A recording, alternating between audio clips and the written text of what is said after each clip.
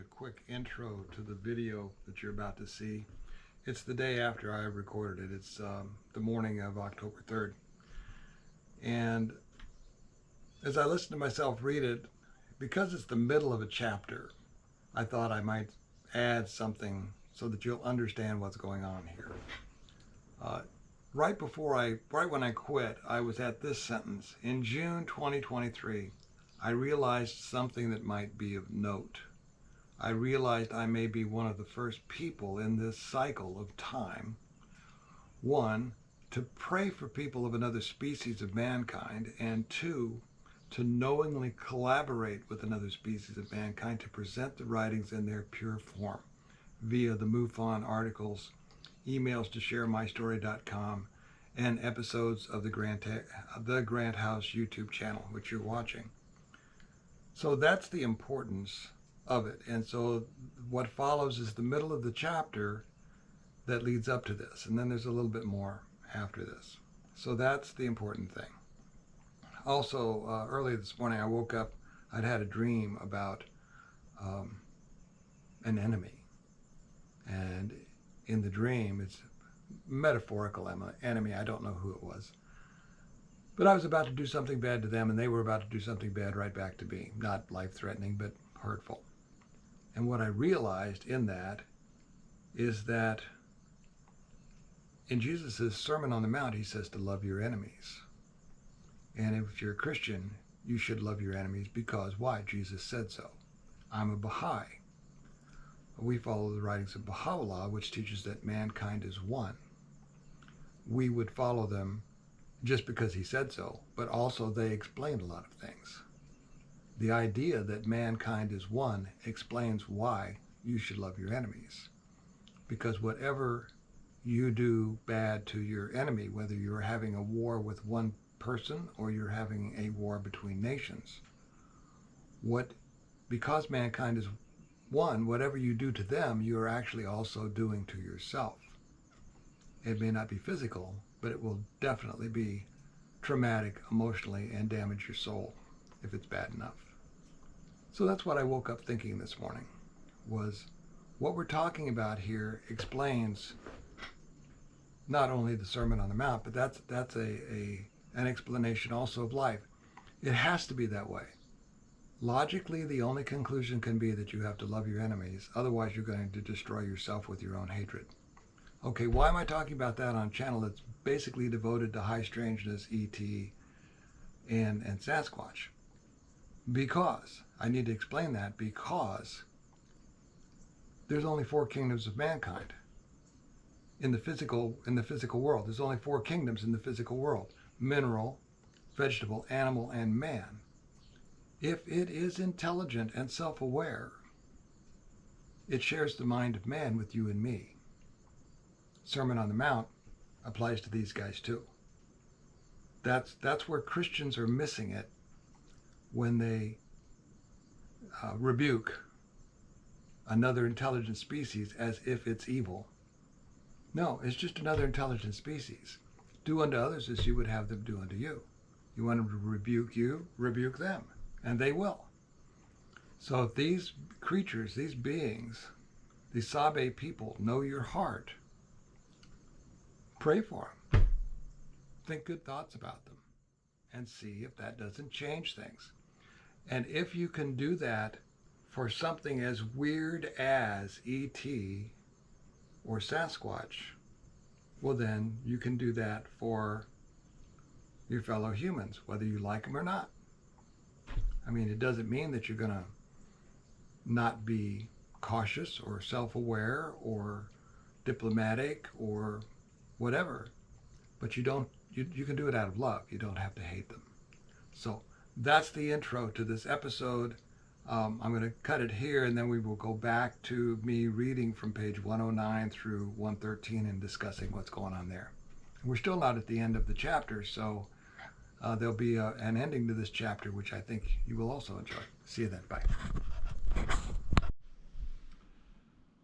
Well, it is evening on October 2nd, and we're picking back up with chapter 22 or something. It's page 109, I know that. And some of the best stuff is at the last 20 pages of the book. Kind of ties the room together, if you know what I mean.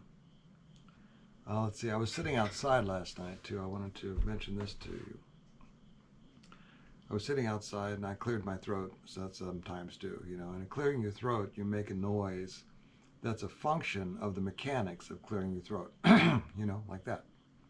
So I'm sitting out there, cleared my throat, and then a few minutes later, I heard something that I had never heard before, and I couldn't place it. It wasn't exactly an animal sound. It wasn't a window closing. It wasn't a door closing. It wasn't a door scraping shut.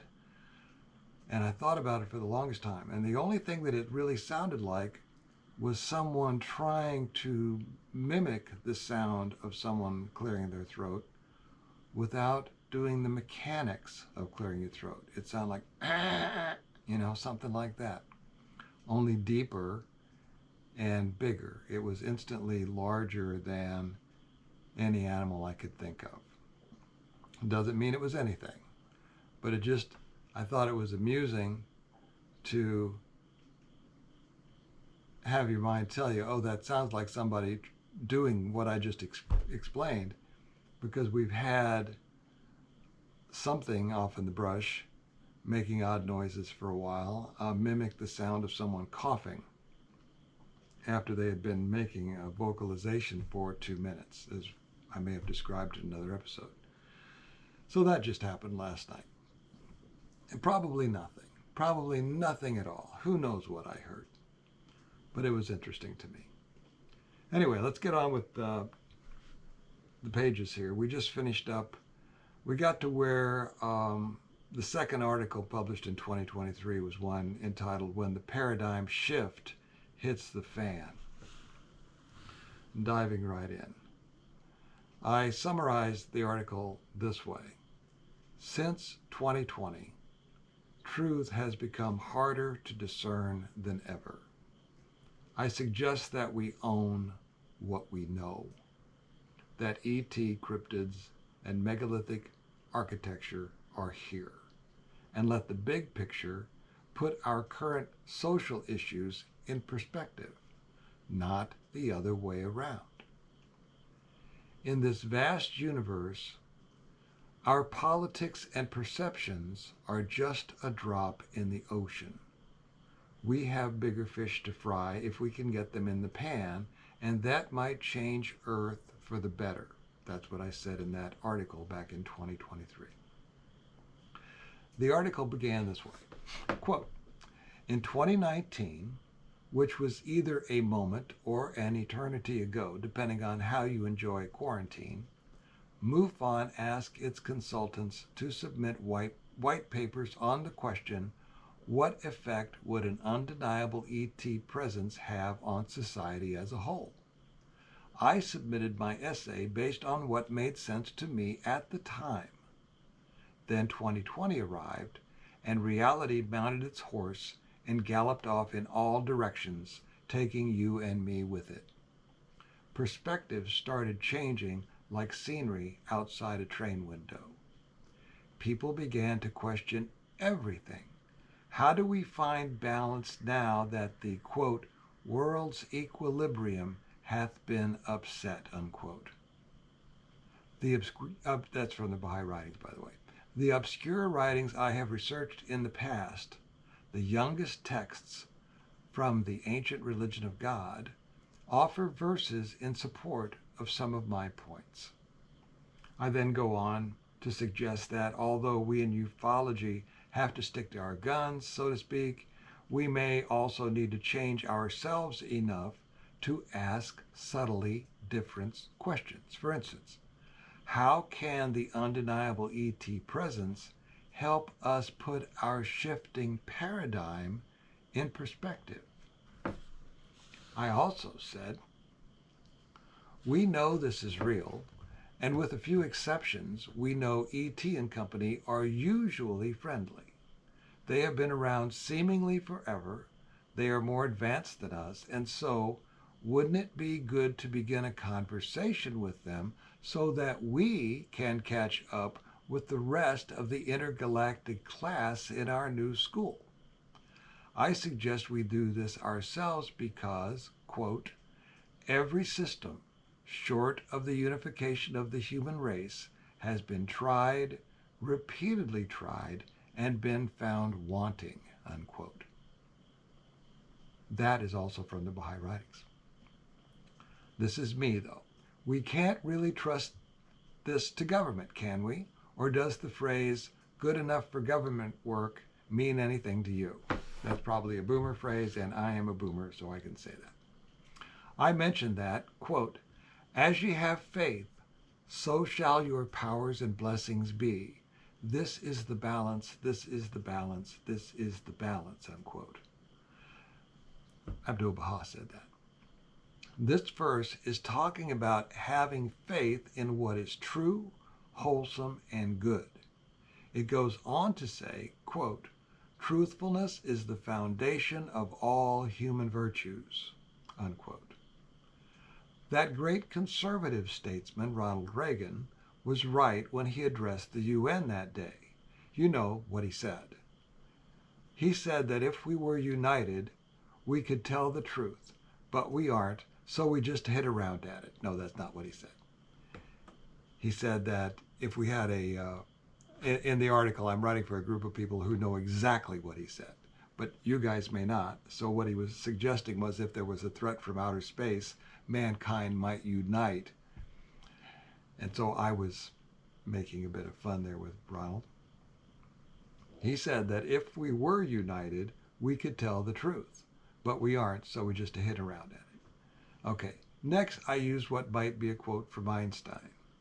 Quote, the universe is not stranger than we imagine, it is stranger than we can imagine, unquote. If some premier scientist of our age said this, and if they didn't, they should have, why allow ordinary scientists, geologists, archaeologists, etc., to disparage most new discoveries as if they own them? Can't you almost hear Ronald Reagan responding to Mr. Status Quo with, well, there you go again? From the writings, quote, man must be a lover of the light no matter from what day spring it may appear. He must be a lover of the rose no matter in what soil it may be growing. He must be a seeker of the truth no matter from what source it come, unquote. And if the truth may come from high strangeness, well, there you go. For me, the biggest question is not, are we alone in the universe, but instead, are we even alone on Earth? My answer is, of course, obviously not. But then I always talk to myself and usually out loud, so I sometimes look at the palm of my hand as I talk just to make other people feel more comfortable. As for instance, thanks to Dave Paulides, it is becoming apparent that in our national parks, something like portals have taken more souls than quicksand, though cartoons from the 1950s, along with the Park Service, would have us believe, like, no, it's the quicksand. We should all be questioning this, shouldn't we?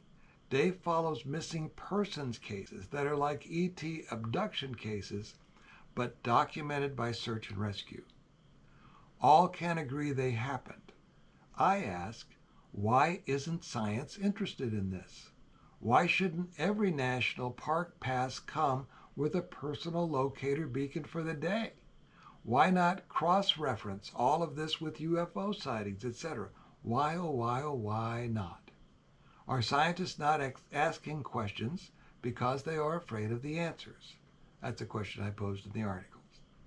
It seems possible, but they are additionally afraid of the ridicule, character, and career assassination by their loving peers.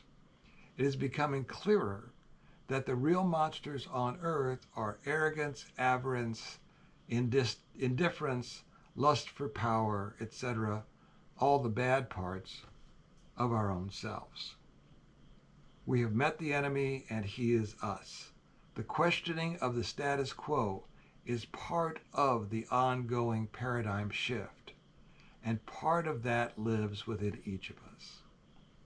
In the article, I suggest that with faith shaken, in science, politics, and those who wield power, it might be important to admit to ourselves that we actually know a few things that are true, namely our favorite stuff regarding the really big questions. Accepting this can make petty politics seem, well, petty. As we approach the tipping point, let's just focus on work. And I guess I am. The work of truth, justice, and equality, which is almost the slogan of the French Revolution, but without all the guillotines. And almost the motto of that popular space alien Superman. So what about justice? Quote, "The light of men is justice. Quench it not with the contrary winds of oppression and tyranny. The purpose of justice is the appearance of unity among men. Without unity, the status quo remains." Now the quotation ends after "the purpose of justice is the appearance of unity among men," end of quote. Without unity, I suggest, the status quo remains. I point out that, according to these writings, there are 4 kingdoms of creation. If it isn't mineral, vegetable, or animal, it is man. And not just twins like Arnold and Danny DeVito and a handful of earthly races, but also beings really different than us. If we are brave enough to admit that we know they exist and we are all part of this vast race of man, infinite and majestic, then politics and extending our dominance into space or warring over this or that cemetery plot of dirt, etc., begins to just look silly, and the world might see itself differently. I find myself concluding, again, that the hardest work will take place between our ears, a complicated territory, and the place where all paradigms come to shift. In May, I began to notice some odd occurrences that were possibly natural, but also possibly not. Given, this is May of 2023, given that where my head was at by this time, I felt most of them were probably Sabe related, but it was impossible to tell. On May 13th, 2023, we noticed a small tree broken in front of my neighbor's house to the south. The 3-inch diameter maple sapling was broken over to the south at about 3 feet off the ground. It had broken at a weak spot, so the intention may have been to break it higher. This was Wednesday. We had had wind from the northeast on Monday evening, but there was no other evidence of strong wind near this location. The tree is right on the south line of the part of the triangular field that I mow, and by that I mean I stop mowing at that tree. Then, Thursday evening, the next day, I discovered a tree break down the lane at the first bench. This is right down at the bottom of the hill from where we are now. A wild cherry had split its top in 2 directions, one to the south and out into the lane that I mow, and the other half of the top to the west along the fence line. They appeared to be at 90 degrees to each other and were broken about 12 feet up, where the tree is 6 to 8 inches in diameter. Wind usually doesn't break a treetop in 2 directions, does it? So this would be the second tree break in this episode, twins, and the third tree split in half, twins making 1 into 2. This 90-degree break is also at the spot where, before I was ever thinking of Sasquatch, I have smelled what I assumed was a dead animal for several weeks as I passed this location. There are culverts under the trail here and a stagnant pond nearby, and I attributed this stinky smell to them. Now I wonder. The smell would come and go, and it persisted longer than any one carcass would smell in the wild. On May 17th, 2023, I emailed sharemystory@howtohunt.com the following email. Dear Steve, as always, you can use my name. In the photos above, you see two separate raccoon carcasses in which the hide has been removed by turning it inside out as it is peeled off the body. In the first instance, it came off over the head, remaining attached at the paws and nose. Guts were piled separately and no evidence of predation. No blood, claw, or tooth marks, knife marks, or anything. I took the photo as I found it. In the second, 5 days later and 200 feet down the path, the hide came off the back end, remaining attached at the hind paws and the tip of the tail. But the same MO again. I photographed it as I found it. Both were on my property. I emailed these to you and Dave previously. As I mentioned in earlier emails, I did not collect a sample because I know we have the DNA, and also because I felt it would be rude. Lots of other stuff ongoing. Continuing on in the email to Steve, this past weekend, a friend suggested a YouTube channel, and in browsing this person's videos on Tuesday, May 16, 2023, I came across his video of a deer carcass with the hide turned inside out after being pulled over the deer's head, and he guesses button antlers in one piece under the hide. His photo is self-authenticating as far as the video where it can be found. I don't know this guy, but I have emailed this gentleman and sent him my raccoon photos, but have not received his reply. Since his video is posted on the internet, I am sharing it with you now. So I sent him my photos and a photo from this guy's website. And if you look through my my other episodes, those photos are in other episodes on this channel talking about the inside out hides. I believe the photo is somewhere else in Illinois, possibly Vermilion River area east of Peoria. I am south of Quincy, Illinois. The still photo attached is taken with my phone from his video on pause on my TV. The deer's head is at the bottom of the shot. It appears some predation may have occurred at some point, but the relevant part is the method of hide removal. The video was posted about a year ago, it says. In any event, the deer image independently corroborates what I found on my farm. Thus, 3 examples from 2 different locations and different species of different size categories indicates to me that this is a recurring behavior. Only a few Illinois animals take down a deer, and none of the acknowledged animals of sufficient size have opposable thumbs. The deer photo removes human hoaxers as a feasible possibility. It confirms that something occasionally performs this means of meal preparation, and therefore human people should be on the lookout for it.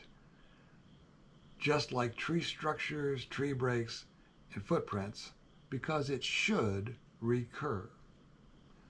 Though I didn't see them do it, I presume it is Sabe, because of other events surrounding the photos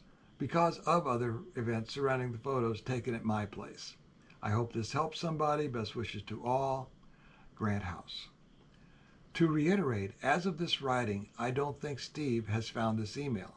As of this episode, I don't think he's found the email either, because I've never seen him read it. I include it here to give you the complete picture of what I am finding and who I am telling.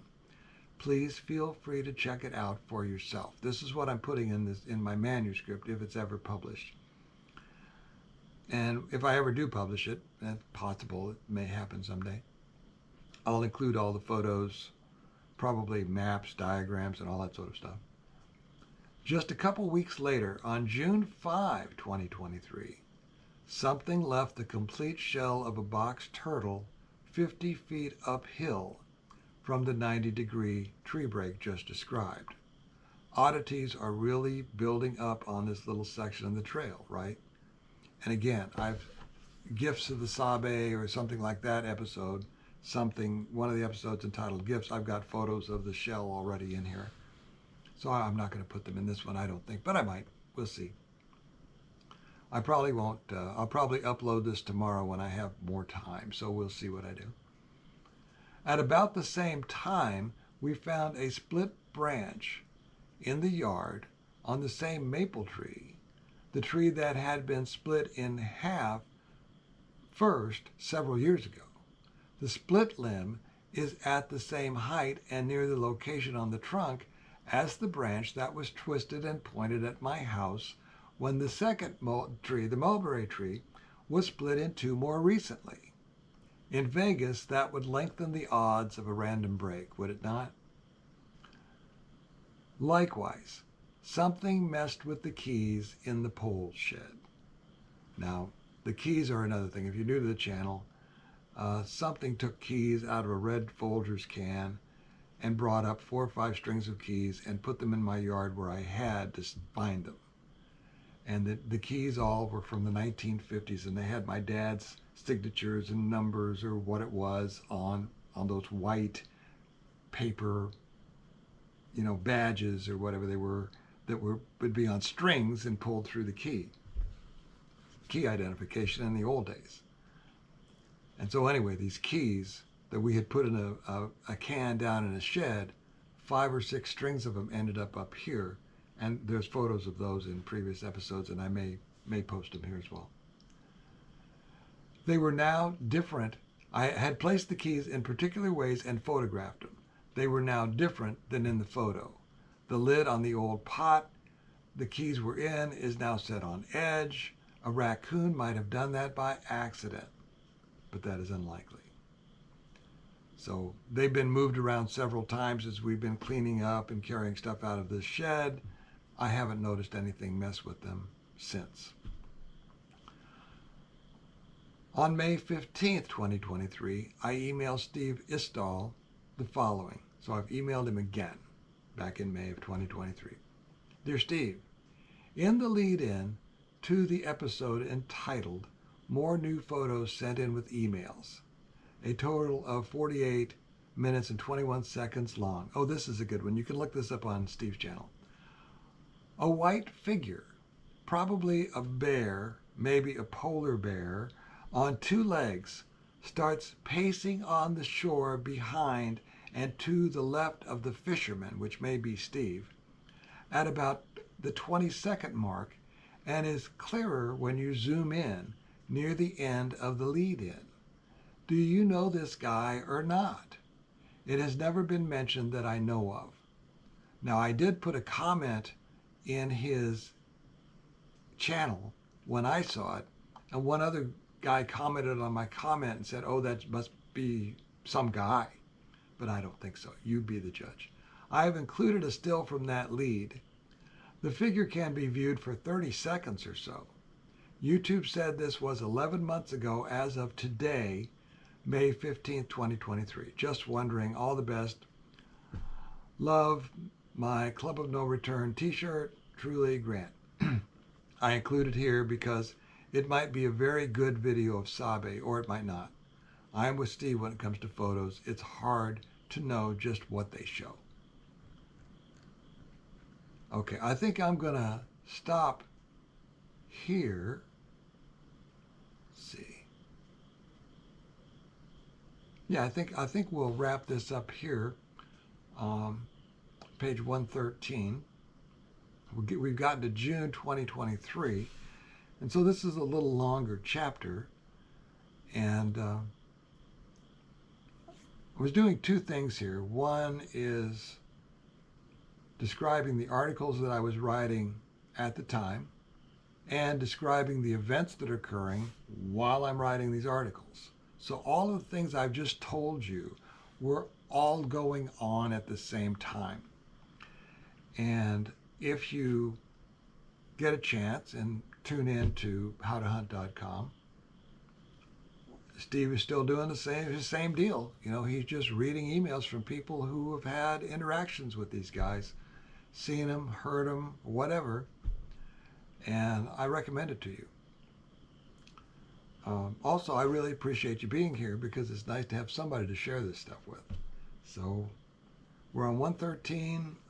This same chapter runs on. There was a whole lot going on in June of 2023. And to not let this get over long, I think I'll stop here and see you next time. Take care, everybody. See you then. Bye.